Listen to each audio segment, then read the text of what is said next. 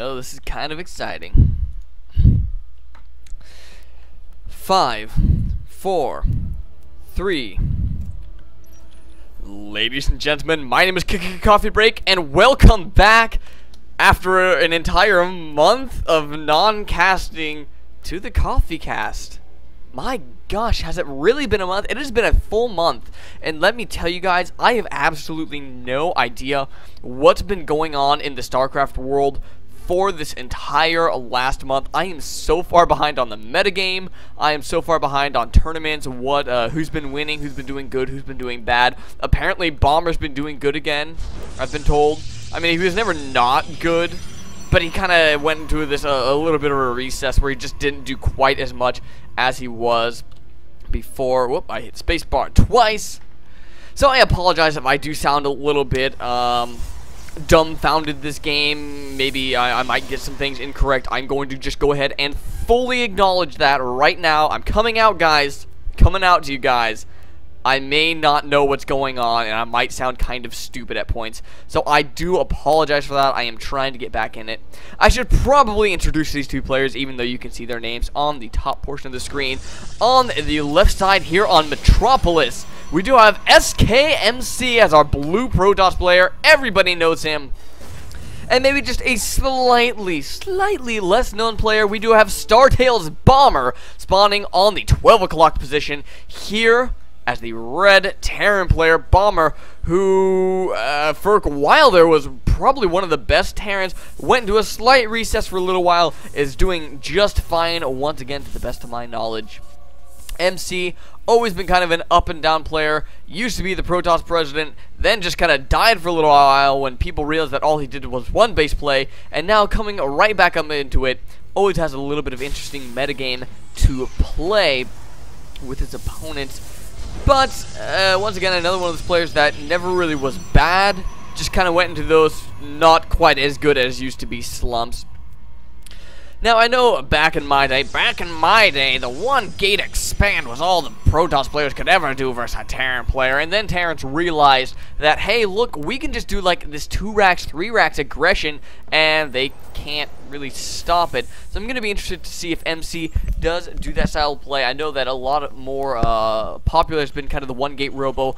Maybe the 2-gate stalker pressure is also a little bit popular. However, players like MC, their micro is incredible. There's no reason that they should be able to kill 20,000 Marines with a single stalker, but they do.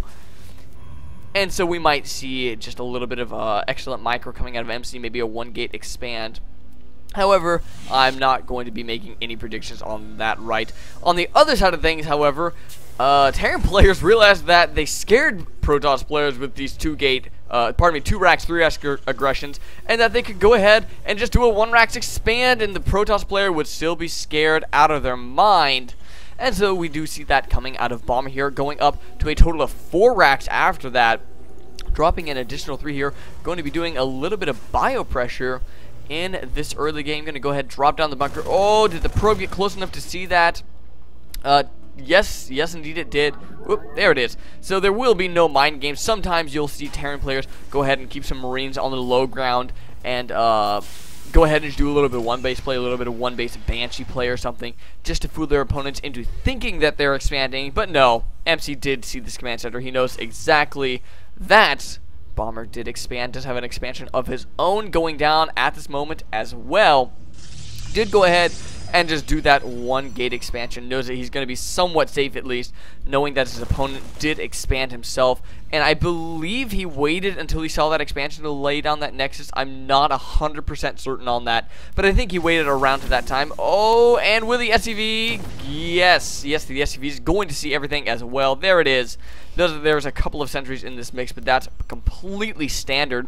What would have been more telling is if there had been like 3, maybe 4 or 5 sentries, I should say, and then you know that your opponent's, that the Protoss player is going to be doing some sort of heavy gateway push, as you need all of those sentries to be able to do that. type of push to get the force fields around the bunker, stop the Marines from being able to micro backwards. Nice little force of Marines sitting in the center of the map here. About 10 Marines there with more being rallied on the way. That's what 4 barracks are going to do for you. And just now taking a second refinery, actually going for some really heavy bioplay, just meeting up in the middle of the map there. And there we go, now going to start pushing out across the map. And what does MC have to defend with? Well, three sentries and a couple of zealots. One stalker is going to be taking a little bit of shield damage. It's going to be kind of a close hold for MC here, but I think that he's going to have just enough with those 3 sentries. That's going to make a big deal. Oh, decent force fields. Maybe not the greatest, as there is a hole at the top and the bottom there, obviously not being able to get down all the way to those rocks. The guarding shield was popped, though. That's going to help quite a bit. And there we go. A nice force field to finish that off, just as the other 2 force fields do dissipate, but that did give him just enough time to pick off a 3 or maybe 4 Marines in front of those force fields before those did go up. A couple of SCVs even got pulled for that battle, but they're not going to be able to do all that much. And MC going to push Bomber all the way back to the middle of the map. Oh, needs to be careful with those stalkers, though. There is one very, very low on health. And what's this? During that entire battle, we got the Twilight Council up, and we also got the Dark Shrine coming on the way. Where are you, Mr. Dark? There you are. There you are. Sneaky, sneaky Dark Shrine. Sneaky Dark Shrine. Now, MC is going to know that Bomber is not going to have any sort of airplay coming on the way fairly shortly, as that was a pretty hefty Marine push up the front. Knows that he's going to have quite a few barracks to be able to do that, and if you're going to have that many barracks pumping out that many Marines, you're not going to have the resources to go ahead and do other things. Dark Shrine is finished. Warp Prism is finished. We see the Warp Prism going out across the map now, going to warp in a couple of Dark Templar here in this little middle base. Pick up and drop off in the main. What is there on the field for detection? Absolutely nothing. Not even any energy on these command centers. Oh wait, this one does have 40 energy, so you're going to have enough for 1 scan. However, 2 Dark Templar, you're only going to be able to pick off 1 Dark Templar with 1 scan, and we see MC knows this, gonna go ahead and split this apart, takes out the SCV, creating that factory, gonna make that take a little bit of extra time. 1 scan does go down. There is an engineering bay on the field, so a missile turret, a couple of missile turrets are going up right now. How well is Bomber going to be able to respond to this, though? He's definitely gonna have to take some losses. MC needs to take out that SCV, making the missile turret. Oh no, it's about to finish, and it does indeed go up. But my gosh, at what cost? So many SCVs going down there, even going on hold position, so those Dark Templar do not try to target the Marauders and the Marines. Got quite a few kills there. Even a couple of the Dark Templar are still left in the space. Warp Prism still there to warp in additional units. There we go, a couple of gateways and Blink being added on now for MC as well. Looks like he's going to be sticking with this gateway play, which I really like. 4 gateways now on the way.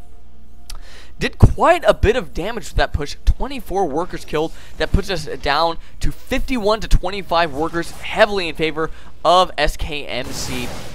Heavily in favor of SKMC. Stimpack not even done yet, actually. At about the 10:40 mark is going to be about the 11-minute mark, actually, is when this Stimpack is going to finish up. That's quite a late stim. And now Bomber, heavy economic damage there. He does have mules, obviously. Help get him back into that as the missile turrets are up. He can go ahead and spend his resources, his energy, I should say, getting those mules. But going to need to keep scans ready for his army for when he pushes out here.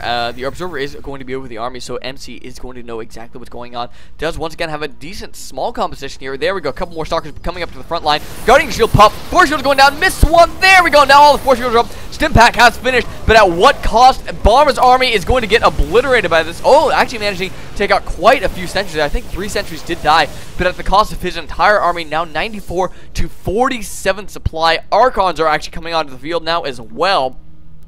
And Bomber just doesn't really have anything to deal with that.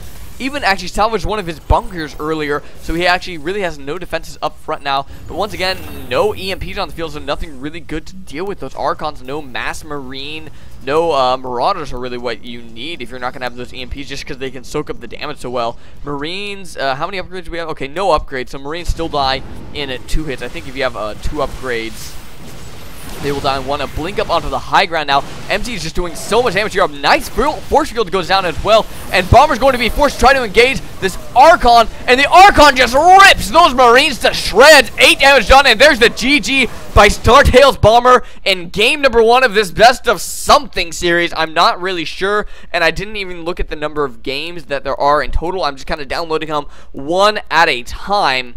So I'll let you know when I know when the end of the series is. Could be a best of 3, could be a best of 5. I don't freaking know. Don't judge me. I hear you guys. I hear you guys judging. Be careful with that. That can hurt. It feels so good to be back. Thank you for watching game number 1 of SKMC versus STBomber. I'm going to go ahead and go on to game number 2 without further ado. Alright.